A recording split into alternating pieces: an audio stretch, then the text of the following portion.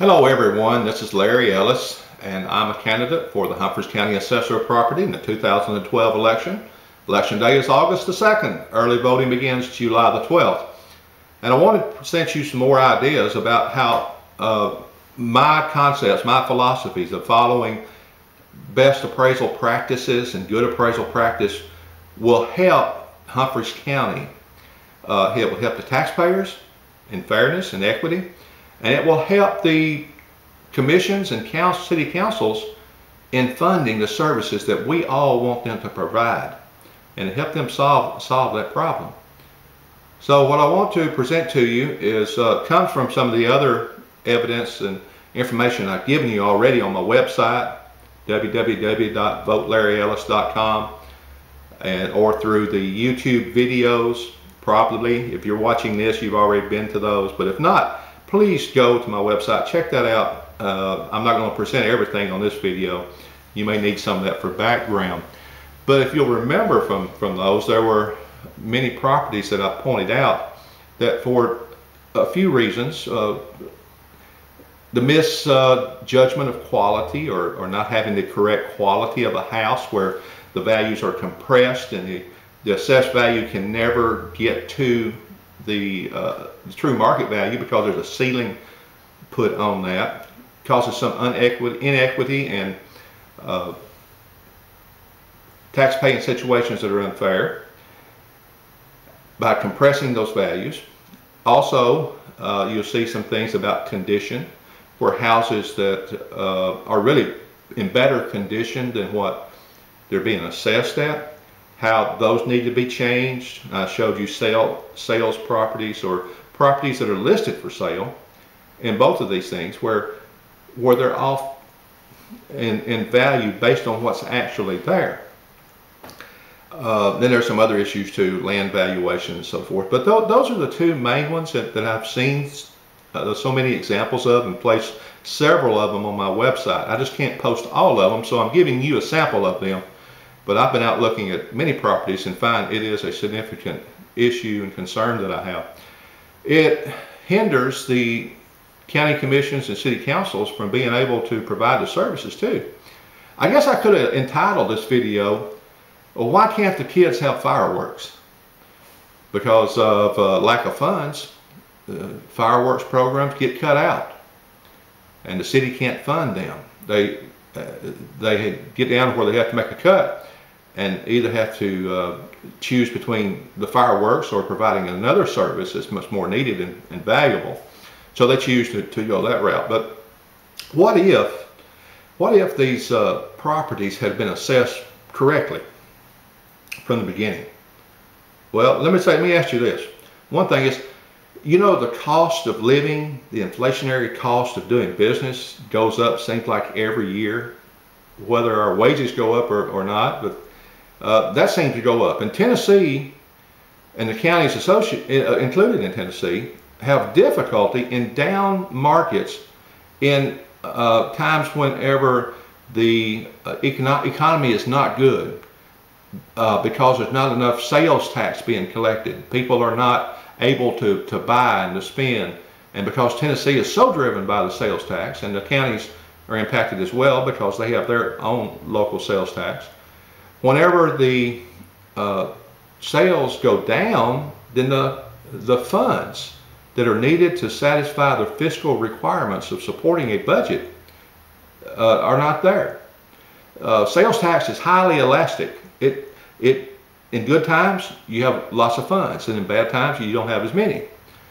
Well, the counties then rely on the property tax.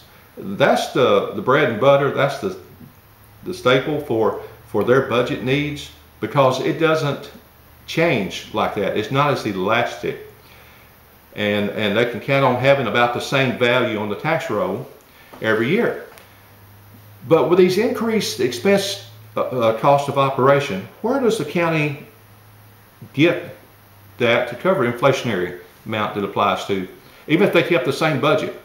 Cost of chemicals, cost of fuel, cost of equipment all goes up, transportation, and how do they provide even keeping the same budget, providing the same services, how in the next year do they come up with the money?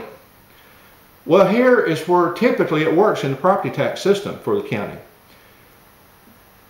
Growth, new growth. You know, we see an occasional new house being built, a new building out there. That provides the county with additional revenue for the upcoming year at the same tax rate. And if expenses don't go up more than what our growth, new growth is, then we can cover those, and the county commissions can keep the same tax rate and provide the same services and cover the increase in operating expenses. But what if the properties out there that are built are not put on the tax roll, or if the values are missed on there, they're miscalculated, or not the full values placed on them? As I'm saying, it's happening with a situation with condition and quality of the properties. Now, let me give you this illustration. In one of the properties I presented you, it's roughly $300,000. There's several of them there, but let's go say $300,000 in those illustrations missed on the property, and it's because of this ceiling that's placed on quality, where the assessment practice of saying I'm only going to use the bottom three, I'm only going to use below average, average, and above average. I'm not going to address properties that may be good and very good and excellent in quality. I'm just going to go up to above average, and that's going to be the highest category. I'm going to apply to that characteristic. It restricts, it puts a ceiling on there. You can never get to the value of the property that it should have because the quality is not recognized. You've hindered it, you've hampered it, you've set a limit on it that it can't go any higher for quality. And the same thing with condition, or we could talk about additions to properties where properties are have large additions that have been built on. House goes from 1,500 square foot to 2,000 square foot. The assessor needs to get those because that's growth. Or modernization, rehabilitation of properties, like our restaurant here. We have a new restaurant in Humphreys County, relatively new. I'm sorry, in New Johnsonville. The New Mexican restaurant, where I had an old building that was just sitting there vacant for several years, and finally someone purchased it and invested a good bit of money in it, made it a lot better environment, and now operating as a restaurant. And hopefully the money that was invested by the owner, that should enhance the value of the property. I know there's other factors that can go on, but let's just say, so you can understand the concept. If you take a property and invest $50,000 more into it, in addition to what you paid for it, you would hope that it's worth somewhere up near what your investment is. So those kind of things are new growth, and the assessor is responsible for discovering those and maintaining the assessment roll and adding that to the record so the county gets the benefit of the new growth in the form of having new funds coming in. So that's not raising taxes, that's just making them right. But this house I was telling you about, let's just say $300,000 is going to be the difference in the value of that. And that $300,000 at assessed level of 25% for residential assessment is $75,000 assessed value. And our tax rate, well, City Waverly tax rate, let's say, is $3 and a nickel, thereabouts, per 100 for 2011, I believe it was. If we take that and apply it to that assessment, $75,000, that is going to be $2,287. $2,287.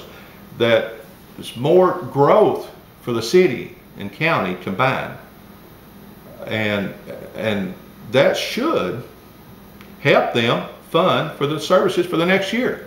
That should, those kind of things, having enough of those type properties, as well as other things the assessor does to ensure equity and fairness, that should be enough to cover the county's problems, at least where they can continue to function and cover most of those inflationary costs. If not, bring in enough to maybe add services or even cut the tax rate.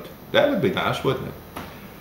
So that's $2,287. Now that particular house was built in like 1999. So that means that the tax has been paid all those years, 1999 through 2011, 2012 not due yet. So let's say about 12 years there it should have been paid. And you know, that funds on just one property is $27,444 that should have been coming in to our county and city governments. That's why, if there's enough of these out there, and there are several, that the cities and the counties are having tremendous difficulty in providing for the fiscal needs of the county. They're having difficulty setting the budgets. And we've seen them have to go to tax rate increases for the property tax to offset the problems with the sales tax and the needs. Well, what I'm getting across to you is, if these are done with best practice by the assessor in keeping up with these things, the county can have the funds, not only for that year, as you see, it can go into many other years. They can have those funds to help them with that process and make it not so difficult on them to establish the budget and to meet the fiscal needs of that budget. And I want to tell you, as your assessor of property, I know the importance of these things. I know the importance of fairness and equity, and I will commit to you that I will do those things to bring about fairness and equity, and it will help you, the voters, the taxpayers, in the areas of fairness and equity. You can have trust that your properties are going to be appraised at a fair and equitable value, not only yours, but all the others as well.